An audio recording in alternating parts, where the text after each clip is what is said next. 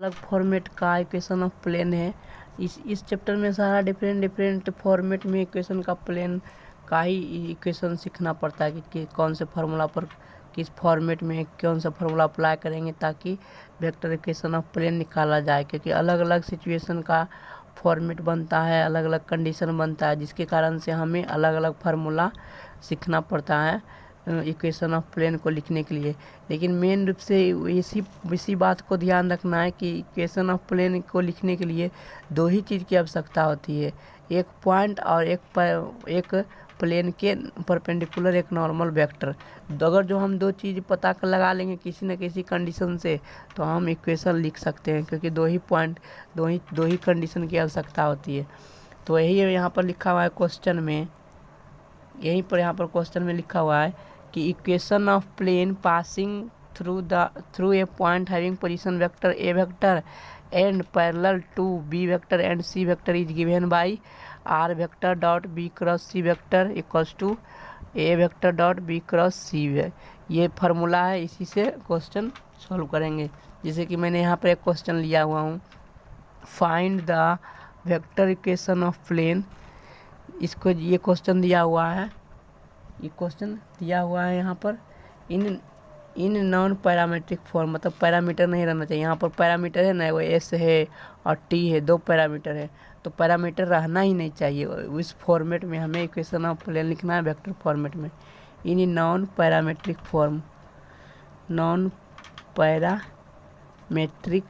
Form. तो सबसे पहले तो हम इसे हम जो पैरामीटर है उसे हम कॉमन ले लेंगे, तभी ना पता चलेगा कि किस लाइन के पैरेलल है और किस लाइन के पैरेलल नहीं है, किस पॉइंट से पास कर रहा है। तो हम क्या करेंगे, सबसे पहले हम इसे पैरामीट्रिक फॉर्म में लिखेंगे जो दिया हुआ है।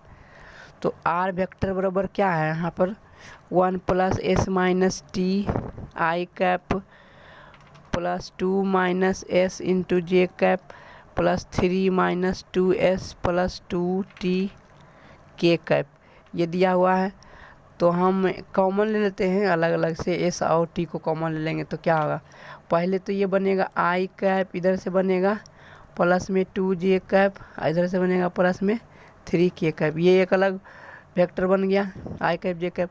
अब s कॉमन लेंगे, s इसमें भी कॉमन है, s इसमें भी कॉमन है, s इसमें भी कॉमन। जब तीनों से s कॉमन लेंगे तो अंदर में क्या बचेगा, इससे तो 1 i कैप होगा, इससे -j कैप होगा, और जब इसको s कॉमन लेंगे तो -2k कैप बना। तो ये एक अलग वेक्टर बन गया, ये सॉरी s कॉमन हो गया, ठीक हो गया।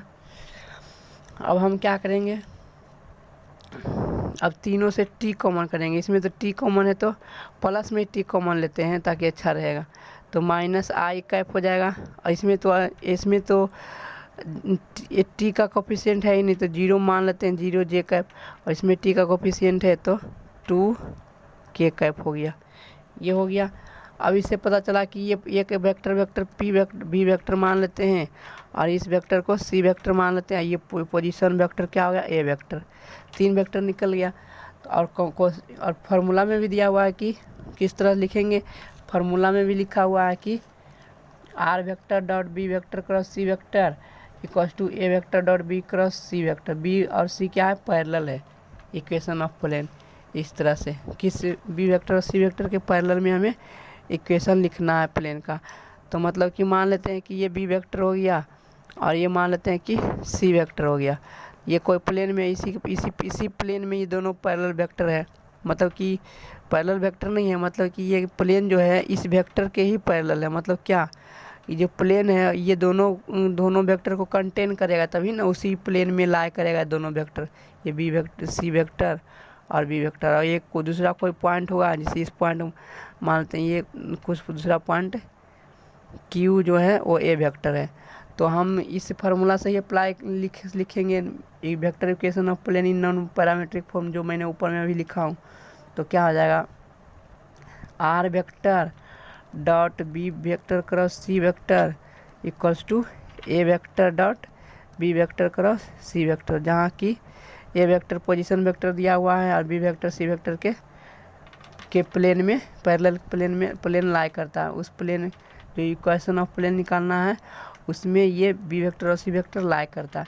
तो सबसे पहले तो हम इसका नॉर्मल कैसे निकालेंगे, इसका नॉर्मल हम कैसे लेंगे, इक्वेशन ऑफ प्लेन के परपेंडिकुलर नॉर्मल वेक्टर कैसे निकालेंगे, दोनों को क्रॉस करेंगे। बी वेक्टर अगर जो सी वेक्टर को क्रॉस करेंगे तो राइट हैंड थंब रूल में क्रॉस प्रोडक्ट क्या बताता है कि इस तरह का डायरेक्शन ऊपर में हो जाएगा।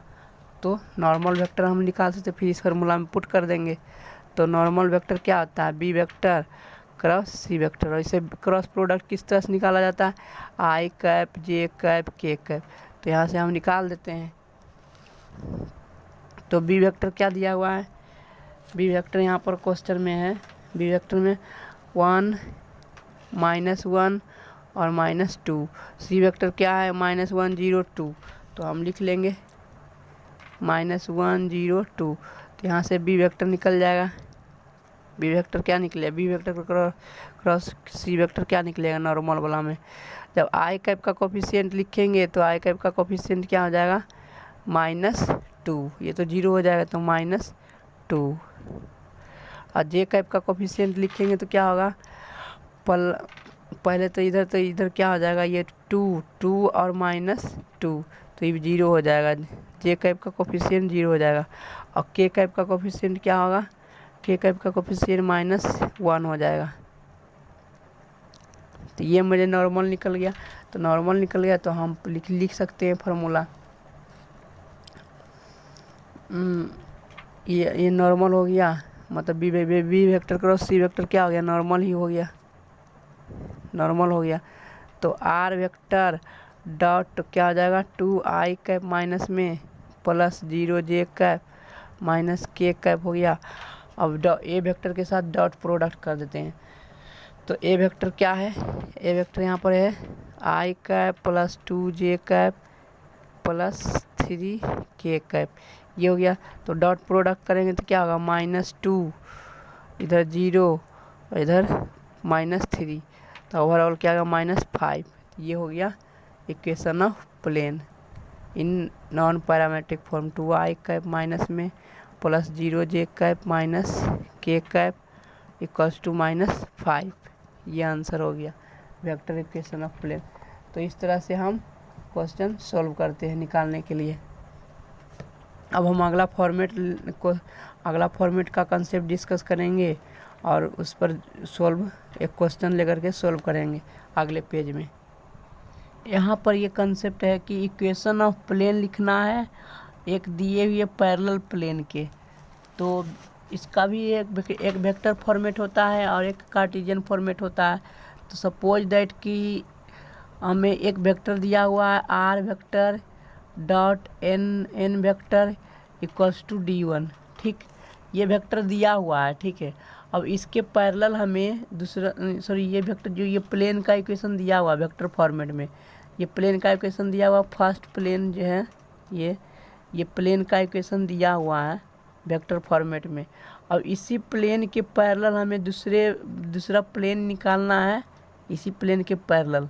तो हम कैसे निकालेंगे, तो उस प्लेन जो इस फर्स्ट वाले प्लेन के पैरेलल अगर हमें प्लेन का इक्वेशन लिखना है वेक्टर फॉर्मेट में तो हम किस तरह से लिखेंगे, जैसे कि ये पहला प्लेन है P1।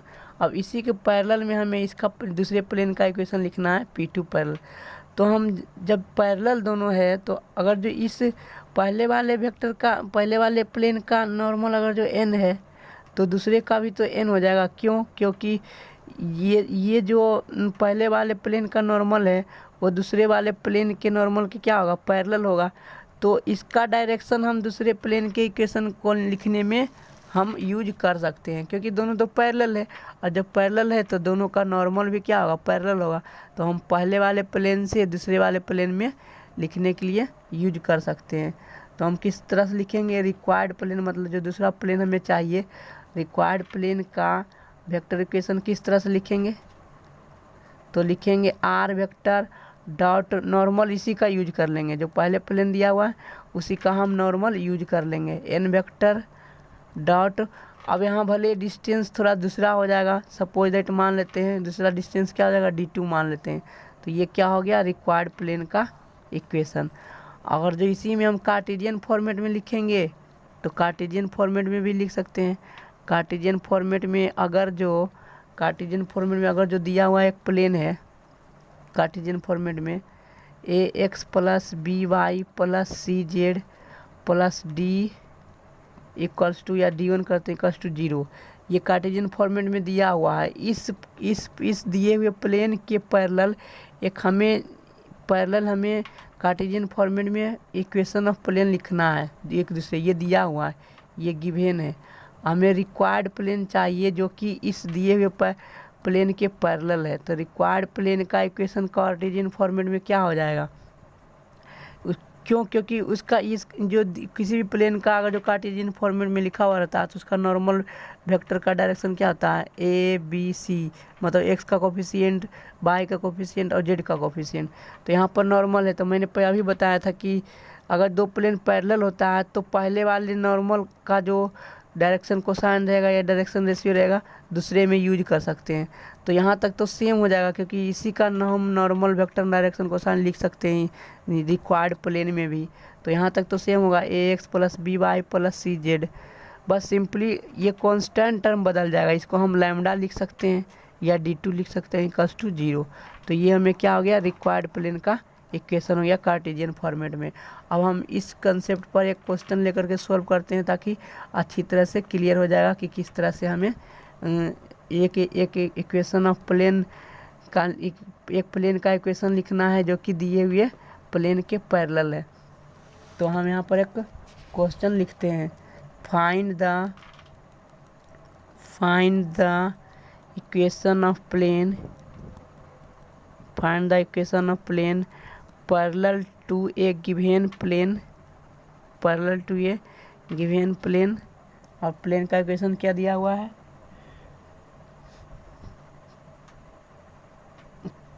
Parallel to a given plane, और प्लेन का इक्वेशन क्या दिया हुआ है, प्लेन का इक्वेशन दिया हुआ है R vector dot 2i cap minus J cap plus 2k cap equals to 5। इस दिए हुए प्लेन के पैरेलल हमें निकालना है। एंड जो रिक्वायर्ड प्लेन है वो पास करता है किस पॉइंट से, and passing through a point having position vector क्या है, आई कैप प्लस जे कैप प्लस के कैप। इस पॉइंट से पास कर रहा है रिक्वायर्ड प्लेन जो हमें निकालना है, और इस प्लेन के पैरेलल है।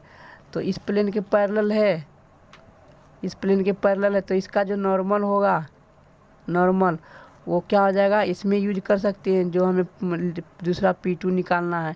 और दूसरा P2 प्लेन किस पॉइंट से पास कर रहा है, आई कैप जे कैप के कैप, मतलब 1,1,1 से पास कर रहा है।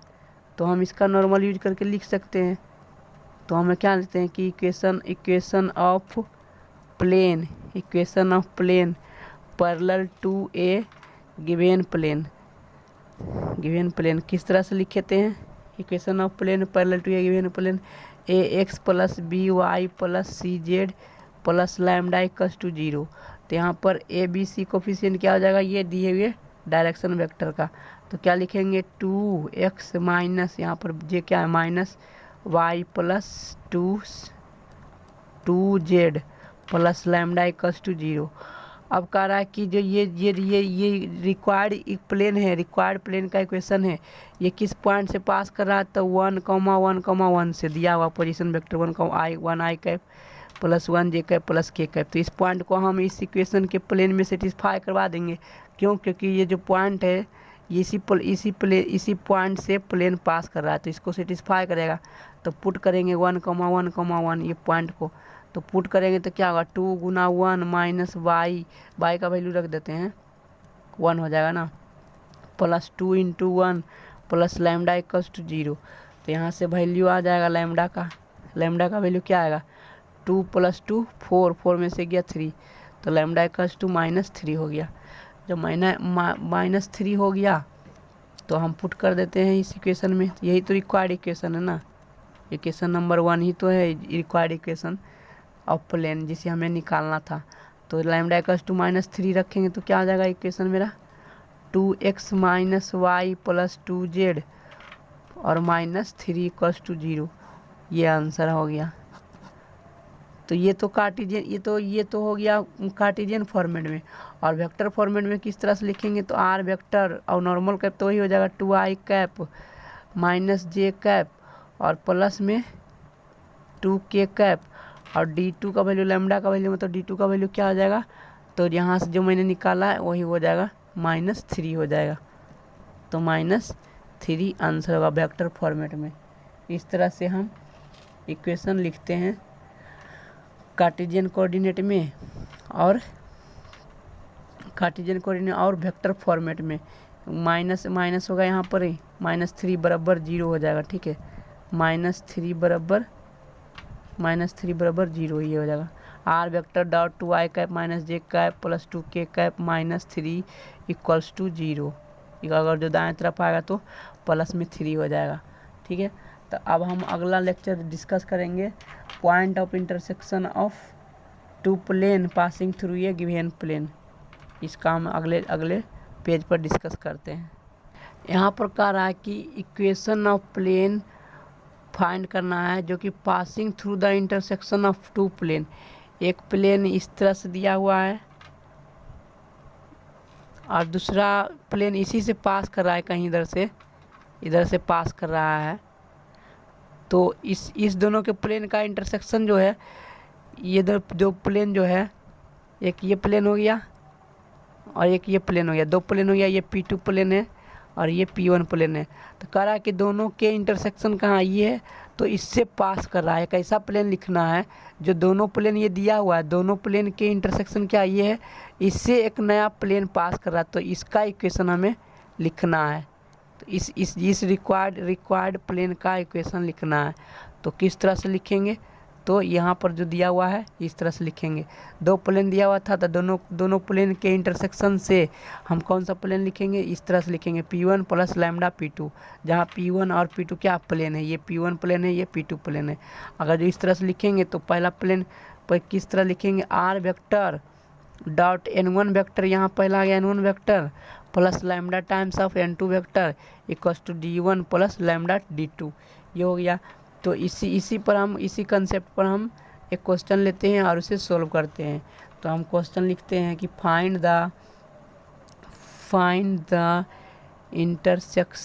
द इक्वेशन ऑफ प्लेन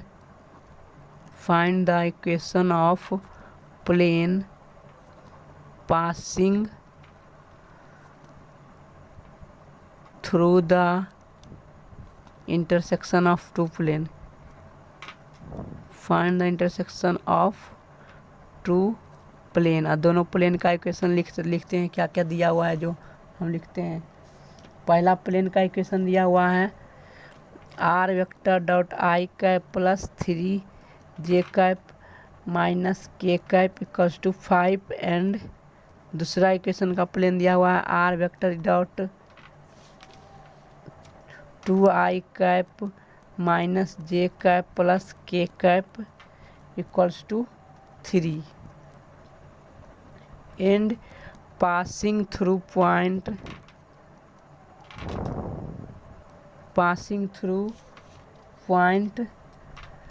2, 1, -2 इस पॉइंट से पास कर रहा है। और ये दोनों प्लेन जो है उसके लाइन ऑफ इंटरसेक्शन से भी पास कर रहा है। तो हम ऊपर वाला जो फार्मूला मैंने अभी लिखा हूँ उसका लिख देता हूँ कि क्या होगा। Equation of plane passing through the intersection of 2 plane. Equation of plane passing through the, इसे बार बार लिखेंगे तभी हमें फार्मूला याद रहेगा, अदरवाइज हम भूल जाएंगे। इंटरसेक्शन ऑफ 2 प्लेन तो कैसे लिखते हैं। Equation of 2 plane is given by, किस तरह से दिया जाता है तो लिखेंगे r vector dot n1 vector + lambda n2 vector = d1 vector + lambda d2। तो यहाँ से लैम्डा का वैल्यू निकल जाएगा। तो हम करते हैं डॉट प्रोडक्ट क्वेश्चन में जो दिया हुआ है।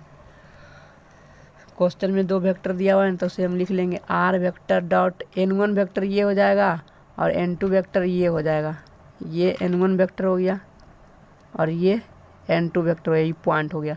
तो n1 वेक्टर क्या हुआ, I cap plus 3j cap minus k cap plus lambda times of n2 vector. तो क्या होगा 2i cap minus j cap plus k cap, ये हो गया इक्वल्स टू 5 प्लस 3 लैम्डा, ये हो गया। तो हम पुट कर देंगे लैम्डा का, पुट करेंगे हम क्या, आर पोजीशन वेक्टर क्या दिया हुआ है, पॉइंट जिससे पास कर रहा है ये प्लेन, रिक्वायर्ड प्लेन 2,1, -2, यही रिक्वायर्ड प्लेन का इक्वेशन है। इसमें ही पुट करेंगे लैम्डा का वैल्यू तो आंसर आएगा। लेकिन लैम्डा का वैल्यू निकलेगा कैसे, तो इस पॉइंट को पुट करने पर, क्यों, क्योंकि ये पॉइंट इसी प्लेन में लाई कर रहा है, जो रिक्वायर्ड प्लेन है उसी प्लेन पर लाई कर रहा है। तो इस प्लेन के इक्वेशन को सेटिस्फाई करेगा। तो पुट कर देते हैं यहाँ पर आर के जगह पर 2i कैप क्या हो जाएगा, 2i कैप और 1j cap minus 2k cap. तो हम डॉट प्रोडक्ट करेंगे तो क्या होगा, जब 2 से मल्टीप्लाई करेंगे ये कि 2i कैप, तो 2 इंटू 2 क्या हो जाएगा, 2 हो जाएगा, क्योंकि 2i कैप ये भी है और 1i कैप ये भी है। ठीक उसी प्रकार 3j कैप ये हो गया और 1j कैप ये हुआ, तो क्या होगा 3 प्लस में 3 हो जाएगा। इसके साथ क्या होगा, माइनस माइनस प्लस 2 हो जाएगा। ठीक, अब ये जो ये डॉट प्रोडक्ट यहाँ पर था, ये इसके साथ भी तो मल्टीप्लाई होगा, क्योंकि ये भी तो यहाँ लैम्डा, तो ये अलग, ये एक टर्म अलग बन गया, प्लस लैम्डा टाइम्स ऑफ ये अलग बनेगा इसके साथ। तो 2 दूनी क्या होगा 4, इसी प्रकार माइनस क्या हो जाएगा 1, फिर ये हो जाएगा -2 इक्वल्स टू 5 प्लस 3 लैम्डा। तो हम यहाँ से लैम्डा का वैल्यू निकाल लेंगे, 4 3 7 हो गया, और प्लस में इधर 3 जाएगा तो लैम्डा हो जाएगा बराबर 5 प्लस 3 लैम्डा। तो लैम्डा को इधर दाएं तरफ लाएंगे तो क्या होगा, 5 को बाएं तरफ, तो 2 बराबर 2 लैम्डा। तो लैम्डा का वैल्यू क्या आ गया 1, यही ना आ गया, लैम्डा का वैल्यू हो गया 1। तो लैम्डा का वैल्यू 1 आ गया, तो हम इस इक्वेशन नंबर 1 में पुट करेंगे तो वही रिक्वायर्ड प्लेन का आंसर हो जाएगा। तो हम लैम्डा का वैल्यू रख देते हैं। जब लैम्डा का वैल्यू 1 रखेंगे तो ये दोनों ऐड हो जाएगा। तो किस तरह से लिखेंगे, आर वेक्टर डॉट, ये 1 तो है तो 2 और 1 क्या होगा 3i कैप, यहाँ पर भी तो 1 हो तो -1 और प्लस 3, तो क्या होगा 2j कैप, यहाँ पर 1 हो जाएगा ये, और 1 में से 1 गया तो 0j कैप, 0k कैप हो जाएगा। ये हो गया, इधर तो 1 रखेंगे तो 3 2 3 और 5 8, ये रिक्वायर्ड प्लेन का वेक्टर इक्वेशन हो गया। इसे कार्टेशियन इक्वेशन में भी अब लिख सकते हैं। कार्टेशियन इक्वेशन में किस तरह से लिखेंगे, तो यही हो गया, या x y z पुट करेंगे तो 3x plus 2y plus 0z, z का फैक्टर नहीं आएगा इक्वल्स टू d। इस तरह से हम वेक्टर इक्वेशन भी लिख लिए हैं कि इस तरह से लिखा जाता है। तो अब हम अगले कंसेप्ट को डिस्कस करते हैं अगले पेज पर। इस क्वेश्चन में करा है कि find the equation of plane which is perpendicular to the given plane 5x plus 2y 5x plus 3y plus 6z plus d equals to 0 and which contains the line of intersection of this plane and this plane. यहाँ पर Cartesian equation दिया हुआ है, तो जब भी हमें लिखना पड़ता है कि इंटरसेक्शन ऑफ 2 प्लेन, एक ये प्लेन और एक ये प्लेन, तो हम उसी तरह से लिखते हैं। क्या लिखते हैं कि R vector dot n1 vector plus lambda n2 vector equals to d1 plus lambda d2 vector. इस तरह से लिखते हैं equation of plane passing through the intersection of 2 plane. इसी तरह से लिखते हैं ना, equation of plane passing through the intersection of 2 plane. तो जिस तरह से ऊपर में लिखा हुआ है यहाँ पर, ये उस तरह से निकालते हैं, लिखा जाता है प्लेन को, प्लेन के इक्वेशन ऑफ लिखने के लिए। तो ये तो वेक्टर फॉर्मेट में हो गया। अगर जो हमें कार्टेशियन में फॉर्मेट में लिखना है तो इस तरह से लिखेंगे।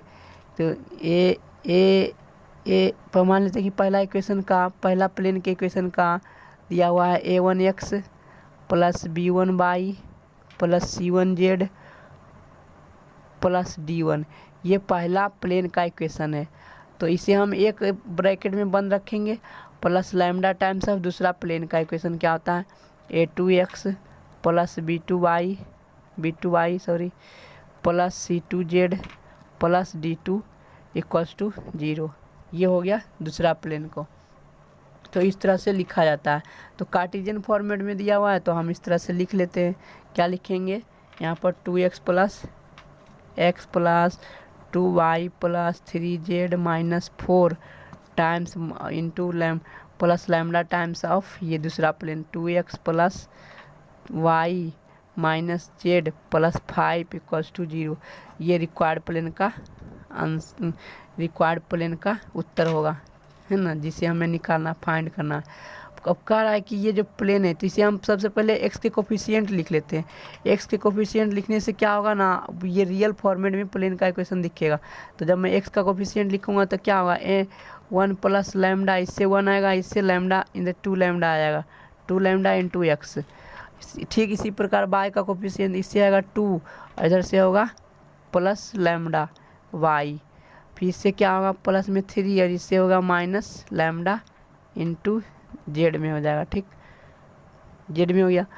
अब ये क्या करेंगे हम, इधर क्या होगा -4 है और इधर से क्या हो जाएगा प्लस में 5 लैम्डा हो जाएगा इक्वल्स टू 0। ये हो गया, ये ही रिक्वायर्ड प्लेन का इक्वेशन है एक रूप से मानते हैं तो। ठीक है, ये भी उसी प्लेन का इक्वेशन है जो ऊपर मैंने लिखा, उसी का दूसरा फॉर्मेट है। तो ये भी मान लेते हैं कि इक्वेशन नंबर 2 है। अब कह रहा है कि ये जो प्लेन है, रिक्वायर्ड प्लेन है, ये परपेंडिकुलर है किस प्लेन का, एक दिए हुए प्लेन का। यहाँ पर लिखा हुआ है क्वेश्चन में किस प्लेन का, 5x plus 3y plus 6z plus d equals to 0 के परपेंडिकुलर है। तो मान लेते हैं जो दिया हुआ प्लेन है ये प्लेन है, ये इस प्लेन का इक्वेशन क्या लिखा हुआ, 5x plus 3y plus 6z plus 8 बराबर 0। ये अब इसी जो दिया हुआ प्लेन है, इस प्लेन के परपेंडिकुलर प्लेन का ही इक्वेशन लिखना है ना, ये इस प्लेन का ही इक्वेशन लिखना है। तो इस प्लेन का नॉर्मल इस डायरेक्शन में होगा कहीं ना कहीं, और जो रिक्वायर्ड प्लेन है, रिक्वायर्ड प्लेन का भी तो एक नॉर्मल होगा, वो क्या होगा इस पर परपेंडिकुलर होगा। तो जब ये दोनों प्लेन परपेंडिकुलर है तो इसका नॉर्मल भी तो क्या होगा, परपेंडिकुलर ही होगा ना। तो जब दो नॉर्मल परपेंडिकुलर रहता है तो क्या होता है, A1 A2 कंडीशन होता है ना, उसका नॉर्मल का कॉस या डॉट प्रोडक्ट क्या होता है, 0 होता है। तो A1 A2 plus B1 B2 plus C1 C2 equals to क्या हो जाएगा, 0 हो जाएगा। ये इधर वाला है, ठीक है। तो हम कर देते हैं डायरेक्शन कोसाइन, इस प्लेन का डायरेक्शन कोसाइन क्या होगा 5 3 6। तो इसके साथ क्या हो जाएगा, डॉट प्रोडक्ट हम क्या करेंगे 0 कर देंगे। तो 5 इंटू ये 1 प्लस 2 लैम्डा, ठीक इसी प्रकार 3 इंटू 2 प्लस लैम्डा प्लस इधर 6 है जेड कोफिशिएंट, तो 6 इंटू इसका जेड कोफिशिएंट क्या 3 माइनस लैम्डा इक्वल्स टू 0 हो जाएगा बराबर, क्योंकि दोनों का नॉर्मल क्या परपेंडिकुलर है तो डॉट प्रोडक्ट क्या होता है 0 होता है। Condition for normal, condition for perpendicularity, ये कंडीशन फॉर परपेंडिकुलर। तो मल्टीप्लाई करेंगे तो यहाँ से लैम्डा का वैल्यू आ जाएगा, क्या होगा 10 लैम्डा और इधर क्या होगा 6 लैम्डा। तो 10 लैम्डा और 6 लैम्डा क्या हो जाएगा, सॉरी 3 लैम्डा, तो 13 लैम्डा और माइनस इधर में 6 लैम्डा। इसी तरह से 5 प्लस 6 11 और इधर में छोटिया 18 इक्वल्स टू 0। तो यहाँ से लैम्डा का वैल्यू क्या आ जाएगा -29 इधर हो जाएगा और इधर घटाएंगे तो क्या होगा 7। ये लैम्डा का वैल्यू आ गया। जब लैम्डा का वैल्यू आएगा तो लैम्डा का वैल्यू पुट करेंगे तो रिक्वायर्ड प्लेन का आंसर हो जाएगा जो हमें चाहिए। तो हम इस लैम्डा के वैल्यू को पुट करते हैं, इस लैम्डा के वैल्यू को पुट करेंगे तो क्या हो जाएगा, यहाँ पर लैम्डा का वैल्यू रखते हैं, तो लैम्डा का वैल्यू रख देते हैं तो क्या होगा x plus 2y plus 3z minus 4, ये हो गया। और लैम्डा का वैल्यू क्या 29/7 है। 2x plus y minus Z plus 5 equals to 0 हो गया।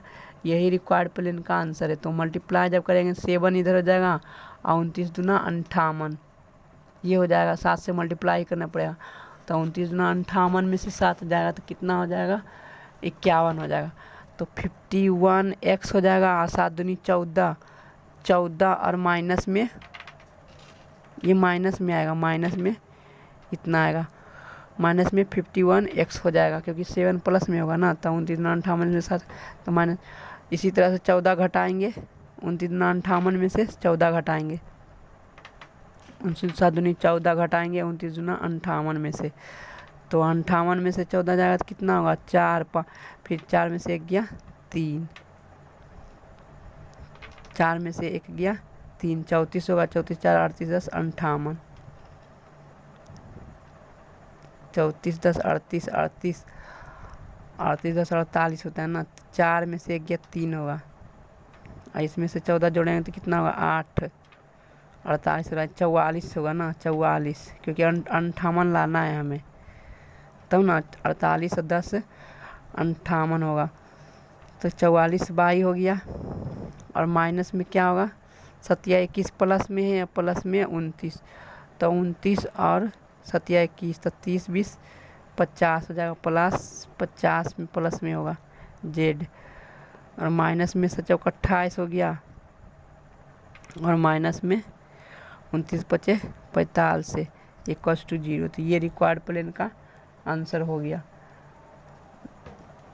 तो हम इसे फिर से लिख लेते हैं, क्योंकि इसको ऐड करेंगे तो क्या होगा -51x -44y प्लस 50z और -8 5 13 4 2 6 1 7 1 173 हो गया, 173 माइनस में। अगर जो माइनस कॉमन लेंगे तो प्लस में लिख सकते हैं, तो जब -51x हो जाएगा plus 44y -50z plus 173 equals to 0, ये आंसर हो गया रिक्वायर्ड प्लेन का। तो इस तरह से आपने समझ गया होगा कि किस तरह से कार्टेशियन इक्वेशन का क्वेश्चन सोल्व किया जाता है और किस तरह से वेक्टर इक्वेशन का क्वेश्चन सोल्व किया जाता है। अब हम अगला टॉपिक डिस्कस करते हैं अगले पेज पर। यहाँ पर कह रहा है कि फाइंड करना है कि distance of a point from a plane, जैसे कि एक पॉइंट दिया हुआ है, कुछ अल्फा बीटा गामा मान लेते हैं, पॉइंट पी है, तो इस पॉइंट का आप इस प्लेन से परपेंडिकुलर डिस्टेंस के ही बात, डिस्टेंस मतलब परपेंडिकुलर डिस्टेंस का ही बात होता है। तो इस प्लेन का इक्वेशन दिया हुआ है r vector dot n vector equals to d। तो इस प्लेन पर जो यहाँ पर नॉर्मल आएगा pn, तो इस प्लेन पर इस पॉइंट से इस पॉइंट p तक का परपेंडिकुलर डिस्टेंस का लेंथ क्या होगा, length of perpendicular distance from this point to this point on equation of plane, plane पर जो पॉइंट n है वहाँ तक का डिस्टेंस क्या होगा, वो किस तरह से निकाला जाता है। तो यहाँ पर मैंने फार्मूला लिखा है, दिया हुआ भी है कि ये p जो है पोजीशन वेक्टर a वेक्टर है, अगर जो इसे समझेंगे तो a वेक्टर है, क्या है a वेक्टर पोजीशन वेक्टर है, इसी पॉइंट से इस प्लेन तक के परपेंडिकुलर डिस्टेंस हमें निकालना है। तो हम एक क्वेश्चन के माध्यम से समझते हैं कि किस तरह से निकालेंगे। ऐसे यहाँ पर मैंने फार्मूला लिख दिया है, तो बहुत आसानी से आप भी निकाल सकते हो। तो यहाँ पर दिया हुआ है क्वेश्चन में, सपोज दैट कि find the distance of point having position vector 2i cap plus j cap minus k cap from the plane r vector dot i cap minus 2j cap plus 4k cap equals to 0, ये दिया हुआ है। तो हम just इसी formula से, जो मैंने फार्मूला भी लिखा ऊपर में, वही डाल देंगे। PD मतलब परपेंडिकुलर डिस्टेंस बराबर क्या होगा, magnitude of a vector dot n vector minus d बटे मैग्नीट्यूड ऑफ जो नॉर्मल होता है उसका, क्योंकि उसी के डायरेक्शन में निकालना है ना, इसलिए। और मैग्नीट्यूड इसलिए होता है क्योंकि डिस्टेंस कभी निगेटिव नहीं होता, इसलिए हमें मॉड लेना ही पड़ेगा। मॉड नहीं लेंगे तो वो निगेटिव वैल्यू देगा, जो कि एक्सेप्टेबल नहीं होगा। तो डिस्टेंस हमेशा पॉजिटिव होता है, इसलिए मॉड लगाना पड़ता है, ठीक है। तो a vector dot n vector करेंगे, ये हो गया n वेक्टर और ये हो गया a वेक्टर। तो a vector dot n vector कर देते हैं, a वेक्टर ये 9 है, सॉरी ये 9 दिया हुआ है क्वेश्चन में, d बराबर 9 दिया हुआ। तो a vector dot b vector n vector कर देते हैं, तो 2 इंटू 1 क्या होगा 2, फिर 1 और -2 तो क्या होगा -2 और माइनस में 4 हो जाएगा और ये माइनस होगा। ये दाएं तरफ है, इस बात को ध्यान रखो, सारे के सारे टर्म बाएं तरफ करना पड़ता है तभी माइनस डी लिखा है, तो नहीं इधर तो दाएं तरफ में प्लस होता है, तो इसको बाएं तरफ जब भेजेंगे तो क्या होगा, माइनस होगा, तो माइनस डी बराबर 0 होता है। तो इस बात को ध्यान रखना, नहीं तो गलत हो जाएगा। तो ये माइनस में क्या है, माइनस में 9 है, तो माइनस में 9 को ऐड करेंगे बटे magnitude of n. Normal vector का क्या, नॉर्मल वेक्टर का मैग्नीट्यूड क्या है, 1 का स्क्वायर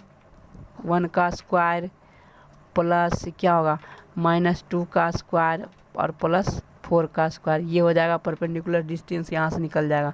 तो 2 में से 2 कैंसिल हो गया, -4 और +5, -4 और +9, तो 5 प्लस में आएगा बटे 16, 16 4 20, 20 1 21, तो √21। तो ये मेरा परपेंडिकुलर डिस्टेंस निकल गया।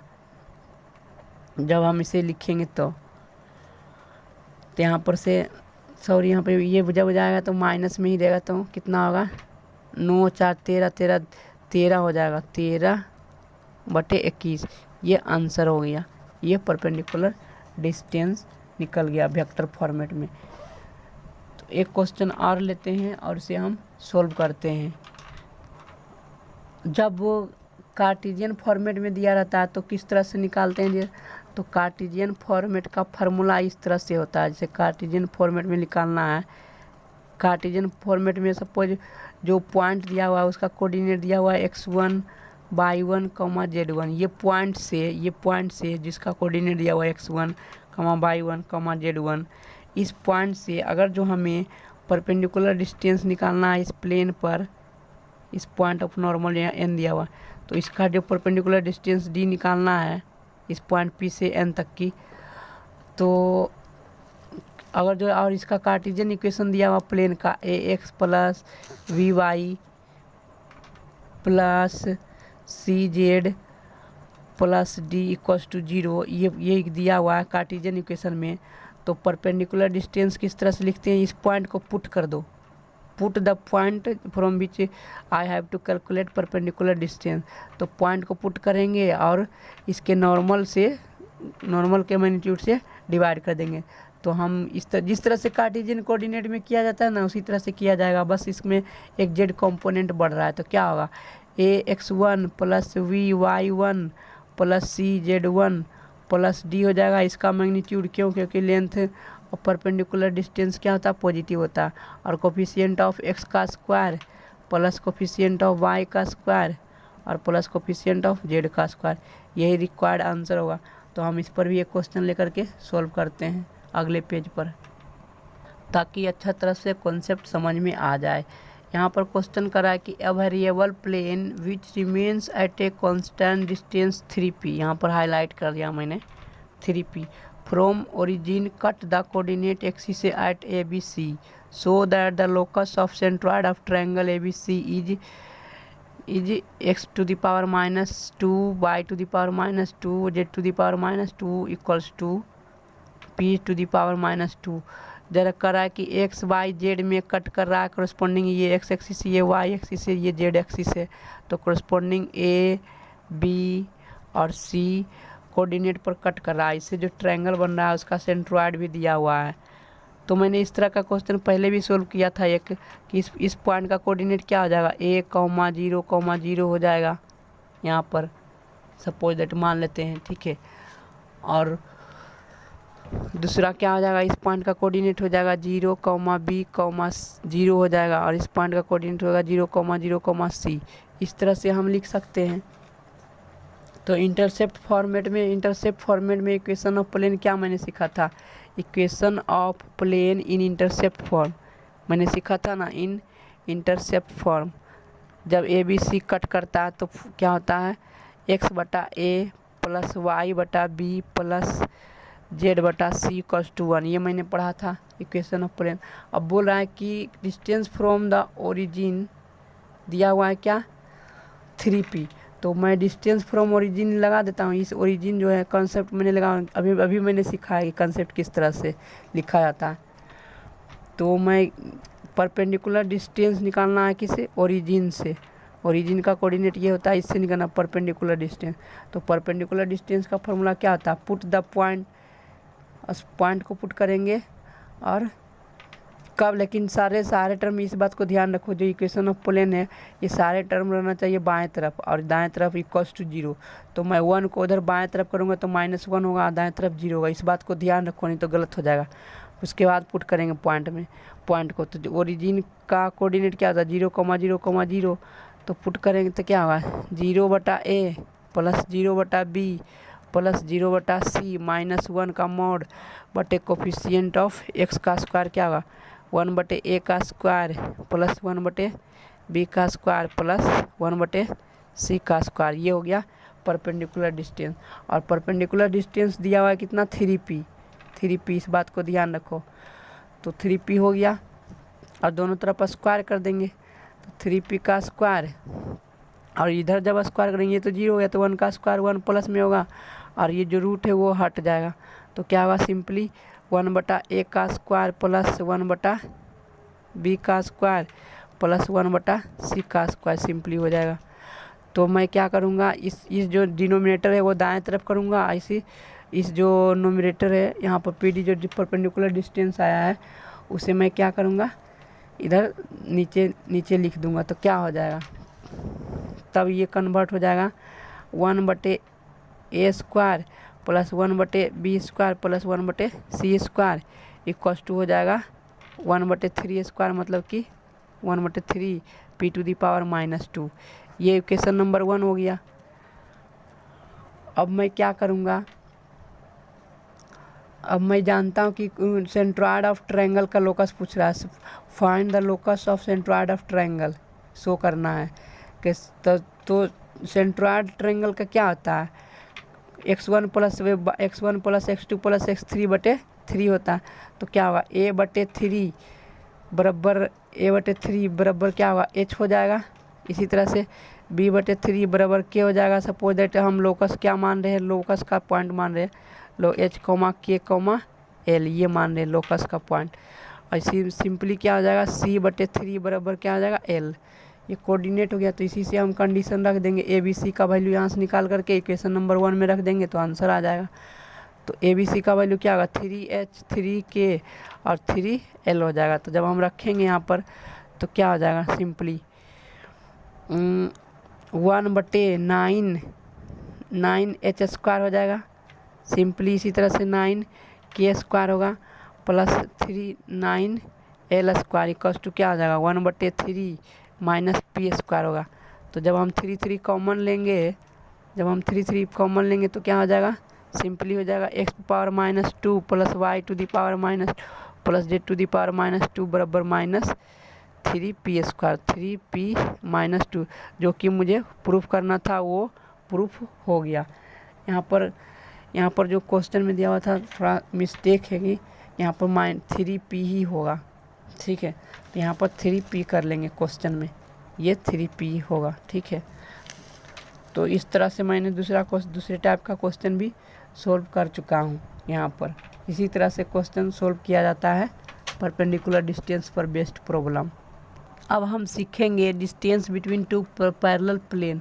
दो पैरेलल प्लेन के बीच में कितना पर डिस्टेंस होगा वो हमें निकालने के लिए सीखेंगे। तो यहाँ इसका भी फार्मूला होता है कि सपोज दैट फाइंड करना है कि डिस्टेंस बिटवीन टू प्लेन क्या है, distance between two parallel plane. इस बात को ध्यान रखो कि पैरेलल प्लेन के बीच हम डिस्टेंस निकाल रहे हैं। पैरेलल प्लेन्स, दो प्लेन्स पैरेलल कब होता है जब दोनों का नॉर्मल सेम होना चाहिए। तो अगर जो सेम नहीं रहता तो सेम बनाना पड़ता है, सेम दिखेगा तभी ना लिखेंगे, अदरवाइज नहीं लिखेंगे। Distance between two parallel planes, और दोनों पैरेलल प्लेन्स क्या दिया हुआ है ax plus by plus cz plus d1 equals to 0। ये पहला प्लेन है और दूसरा प्लेन है, तो दोनों का नॉर्मल यहाँ तक तो सेम ही रहेगा। ax plus by plus cz plus d2 equals to 0। तो जब इस तरह से जब दो पैरेलल प्लेन का इक्वेशन दिया रहता है तो परपेंडिकुलर डिस्टेंस मतलब दोनों के बीच का डिस्टेंस किस तरह से निकाला जाता है, तो d1 माइनस d2 का मॉड, एक में से दूसरे कांस्टेंट को घटा देंगे बटे कोफिशिएंट ऑफ, ये पॉजिटिव रहना चाहिए इसलिए मैंने मोड लगा दिया। अब परपेंडिकुलर डिस्टेंस यहाँ पर जो देते हैं मैग्नीट्यूड किसका देते हैं, डायरेक्शन को साइन का, नॉर्मल के जो परपेंडिकुलर नॉर्मल रहता है उसके डायरेक्शन रेशियो के मैग्नीट्यूड से डिवाइड कर देते हैं तो क्या होगा A square plus B square plus C square. ठीक उसी तरह जिस तरह से हम कोऑर्डिनेट ज्योमेट्री में लिखते हैं ना परपेंडिकुलर डिस्टेंस, ठीक उसी प्रकार से। तो अब हम एक क्वेश्चन लेते हैं, उसके माध्यम से सोल्व करते हैं कि डिस्टेंस बिटवीन पैरेलल प्लेन कैसे लिखा जाता है। तो हम यहाँ पर क्वेश्चन लिख रहे हैं, उसके बाद हम समझेंगे कि किस तरह से निकाला जाता है। जैसे कि यहाँ पर क्वेश्चन दिया हुआ है कि find the distance between two parallel plane. इस बात को ध्यान रखो, हमेशा दोनों सेम बनाना ही पड़ेगा, दिखेगा नहीं कभी कभी, लेकिन इसलिए बनाना पड़ता है। टू प्लेन्स क्या दिया हुआ है 2x minus Y plus 2z plus 3 equals to 0 and दूसरा प्लेन क्या है 4x minus 2y plus 4z plus 5 equals to 0। तो इन दोनों प्लेन के बीच में हमें क्या निकालना, परपेंडिकुलर डिस्टेंस निकालना। दोनों पैरेलल प्लेन है कि नहीं पहले वो चेक करेंगे। अब कह भी रहा है कि पैरेलल है तभी ना, मगर कभी ये नहीं लिखेगा जान करके कि आपको निकालना है दो प्लेन के बीच में परपेंडिकुलर डिस्टेंस। तो हम देख रहे हैं कि कोफिशिएंट x और कोफिशिएंट ऑफ इसमें पहले प्लेन का और कोफिशिएंट ऑफ दूसरे प्लेन का रेशियो सेम हो रहा है। 2/4 डिवाइड करेंगे तो 1/2 आएगा। इसी तरह से y का कोफिशिएंट और पहले प्लेन का और y के कोफिशिएंट दूसरे प्लेन का कोफिशिएंट लेंगे तो क्या होगा, सेम आएगा। तो जब सेम रेशियो आता है, प्रोपोर्शनल सेम आता है, समझ जाते हैं क्या वो पैरेलल प्लेन है। तो यहाँ पर से इसे हमें कॉमन भी ले सकते हैं, सेम करने के लिए पहले की तरह कॉमन ले सकते हैं, और कॉमन ही लेते हैं तभी होगा। तो यहाँ पर से क्या होगा, हम दूसरे इक्वेशन से इक्वेशन नंबर 2 से डिवाइड कर देंगे, ताकि पहले के जो x का कोफिशिएंट, y का कोफिशिएंट, z का कोफिशिएंट उसके बराबर हो जाएगा, तभी ना 2 के बराबर होगा। तो हम दूसरे इक्वेशन से 2 कॉमन लेंगे और 2 से डिवाइड करेंगे दोनों तरफ। तो क्या होगा, इक्वेशन 2 क्या बन जाएगा, इक्वेशन 2 बन जाएगा 2x minus 2y plus 2z plus 5/2 हो जाएगा, क्योंकि मैंने 2 से डिवाइड किया इक्वल्स टू 0 को डिवाइड करेंगे तो कोई फर्क नहीं पड़ेगा। तो ये हो गया इक्वेशन नंबर 3। और एक दिया हुआ क्या था इक्वेशन, पहले वाला इक्वेशन क्या था 2x माइनस वाई, यहाँ पर लिखा हुआ है पहले वाला equation, minus Y plus 2z plus 3 equals to 0, ये पहला वाला इक्वेशन है। तो किसी को भी d1 मान सकते हो, किसी को भी d2 मान सकते हैं, इसमें कोई रेस्ट्रिक्शन नहीं है, क्योंकि डिस्टेंस या अल्टीमेटली मॉड लगाएंगे तो क्या हो जाएगा, पॉजिटिव हो जाएगा। तो हम PD बराबर मॉड इसको d1 मान लेते हैं, तो 3 माइनस 5/2 ये d2 हो जाएगा, बटे रूट कोफिशिएंट ऑफ क्या होगा, x का स्क्वायर प्लस y का स्क्वायर प्लस z का स्क्वायर। तो 2 का स्क्वायर प्लस माइनस 1 का स्क्वायर प्लस 2 का स्क्वायर। तो सिंपली क्या होगा, 3 दूना 6 में से 5 का 1/2 बटे ये क्या होगा 4 4 8 8 1 9 का वर्गमूल 3 होगा, मतलब 1/6 हो गया परपेंडिकुलर डिस्टेंस। तो इस तरह से मैंने फाइंड करने के लिए सीख चुका हूँ कि दो पैरेलल प्लेन के बीच में किस तरह से डिस्टेंस निकाला जाता है, और फार्मूला भी मैंने सीख लिया हूँ। तो मैं इस वीडियो को यहीं पर एंड करता हूँ, समाप्त करता हूँ। बाकी जो बचे हुए टॉपिक है वो अगले लेक्चर में मैं डिस्कस करूँगा। इस वीडियो को मैं यहीं समाप्त करता हूँ।